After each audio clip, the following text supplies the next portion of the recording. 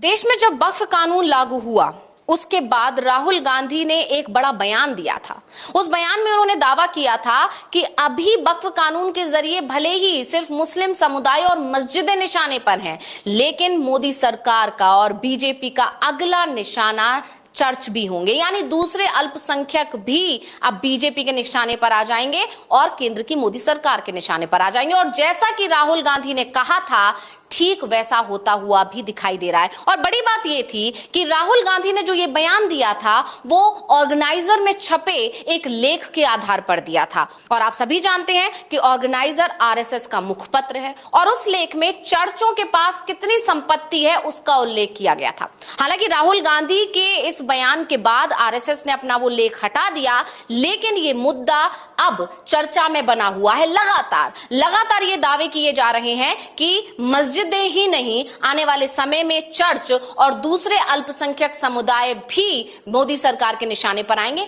उनकी संपत्तियां भी हड़पी जाएंगी और उन संपत्तियों को लेकर मोदी सरकार सिर्फ अपने उद्योगपति मित्रों को देगी और अपनी जेबें भरेगी। इस तरह के तमाम आरोप मोदी सरकार पर लगी रहे हैं, लेकिन इन सब के बीच में इन आरोपों पर मोहर लग गई छत्तीसगढ़ के रायगढ़ जिले से सामने आई एक वीडियो से। पहले आप उस वीडियो को देखिए कि उस वीडियो में ऐसा क्या है जिसके बाद से इस तरह के आरोप एक बार फिर गहरा गए हैं।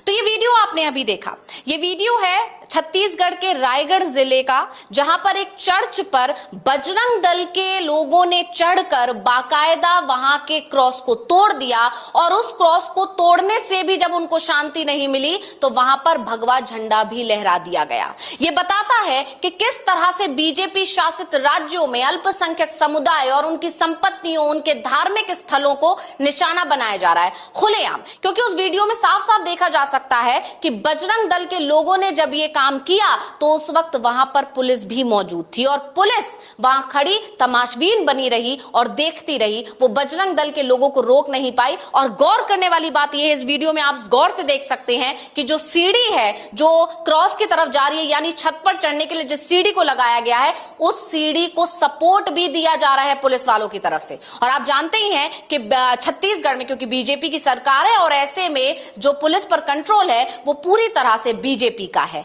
ऐसे में पुलिस भी वहां पर किसी भी तरह का कोई एक्शन लेती हुई दिखाई नहीं दे रही है। ना तो पुलिस की तरफ से कोई हाथापाई की गई, ना ही डंडे बरसाए गए, ना कोई फायरिंग की गई। जबकि इसके उलट अगर किसी विपक्षी दल की तरफ से या किसी विरोधी की तरफ से, जो कि मोदी सरकार का विरोधी हो या बीजेपी शासित राज्य में सरकार विरोधी हो, कोई छोटा सा प्रदर्शन भी किया जाता है, विरोध प्रदर्शन भी किया जाता है, तो पुलिस बाकायदा डंडे बरसाते हुए नजर आती है। तमाम ऐसे वीडियो सामने आते रहे हैं अविनाश जी, जिसमें यह देखा जाता है कि पुलिस कैसे दौड़ा दौड़ा कर पीटती है प्रदर्शनकारियों को। यहां तक कि छात्रों पर भी डंडे बरसाए जाते हैं जब वो अपनी मांगों को लेकर विरोध प्रदर्शन करते हैं, चाहे यूपी हो, चाहे बिहार हो, चाहे दूसरा कोई भी राज्य हो। लेकिन इस वीडियो में साफ तौर पर देखा जा रहा है कि किस तरह से चर्च पर बजरंग दल के लोग चढ़ रहे हैं। सीधे सीधे तौर पर कहा जाए तो बजरंग दल के गुंडे चढ़ रहे हैं और पहले क्रॉस को तोड़कर फेंकते हैं और उसके बाद भगवा झंडा वहां पर लहराते हैं। नहीं, बिल्कुल जिस तरीके की ये घटना घटी है,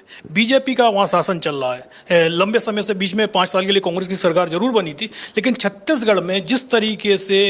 जो बजरंग दल के लोग हैं वो पूरी तरीके से अनियंत्रित हैं। उन्हें सत्ता का तो संरक्षण मिला ही हुआ है, प्रशासन को वो गिनती में ही नहीं रखते हैं। और जिस तरीके से पुलिस की मौजूदगी में चर्च की छत पर चढ़ा गया क्रॉस के साथ, जिस तरह छेड़छाड़ की गई है और वहाँ भगवा झंडा फहरा दिया गया है, और उसके बाद भी अभी तक किसी के खिलाफ कोई एफआईआर दर्ज नहीं हुई है। यानी कि प्रशासन का सीधा सीधा संरक्षण मिला हुआ है, क्योंकि वीडियो में साफ दिखाई दे रहे हैं, वो सारे चेहरे सामने नजर आ रहे हैं जो एक धर्म स्थल को अपवित्र करने की कोशिश कर रहे हैं और उनके खिलाफ कोई कार्रवाई नहीं हो रही है। तो साफ दिखाई दे रहा है, जिस चीज को लेकर राहुल गांधी लगातार बोलते रहे हैं कि बीजेपी की कोशिश यही है कि देश में मनु संहिता को लेकर आया जाए, जबकि कांग्रेस लगातार संविधान का बचाव कर रही है कि भाई संविधान जो देश को मिला हुआ है वही लागू रहेगा इस देश पर, और बीजेपी कितनी भी कोशिश कर ले वो मनु संहिता लेके नहीं आ पाएगी। लेकिन जहां बीजेपी की राज्य में सरकार है वहां जो घटनाएं घट रही हैं,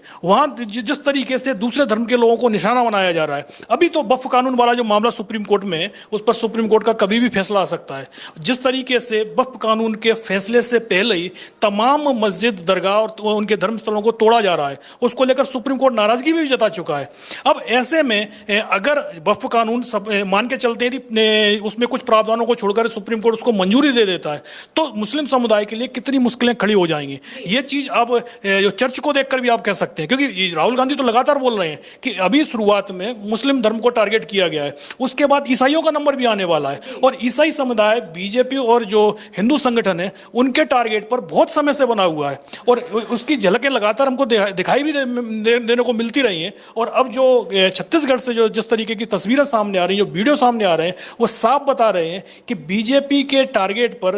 हर धर्म के लोग, जितने भी अल्पसंख्यक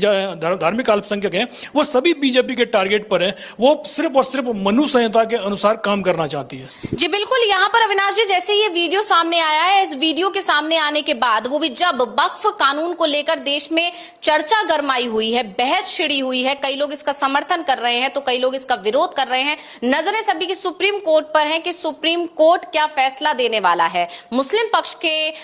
तरफ जाएगा फैसला या फिर सरकार के पक्ष में जाएगा।